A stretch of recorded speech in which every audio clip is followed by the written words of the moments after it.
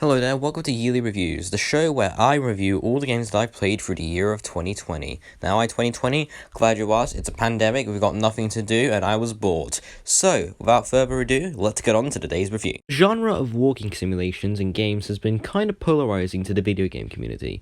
Sometimes you can get some great games like What Remains of Edith Finch, but you can also get some slow and sometimes boring games such as, in my opinion, Firewatch and Everybody's Gone to the Rapture. Fortunately, the game we'll be reviewing today, The Vanishing of Ethan Carter, is on the great side of the spectrum. It's not as much of a masterpiece like Edith Finch, but it sure is close. The story of Ethan Carter is about a detective named Paul Prospero who gets a letter from one of his fans, a young boy named Ethan Carter, asking Paul to come and find him. As the game progresses, a more slimy underbelly is discovered about the Carter family and the madness intertwined to each family member.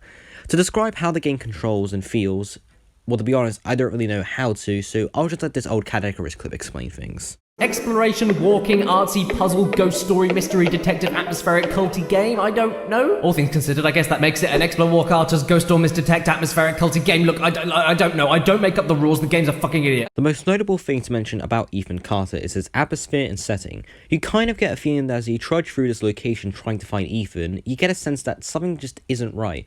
This is increased by the music, which adds a mysterious flair to the game. Another thing that I can applaud is a gameplay mechanic that pops up at certain moments, where you have to try and figure out a crime scene from the murders of a certain member from the Carter family. Though said crime scenes can at times be a bit cryptic and not easily noticeable to a casual player, to be honest, it tries to make it solvable and the clues around the scenes try to help, but they just end up going over people's heads. But then again, at the start of the game, it mentions that it doesn't hold the player's hand. There are also some sequences that kind of feel like they came out of nowhere and serve no purpose except for some eye candy. Although, to be fair, those sequences might be linked to the ending.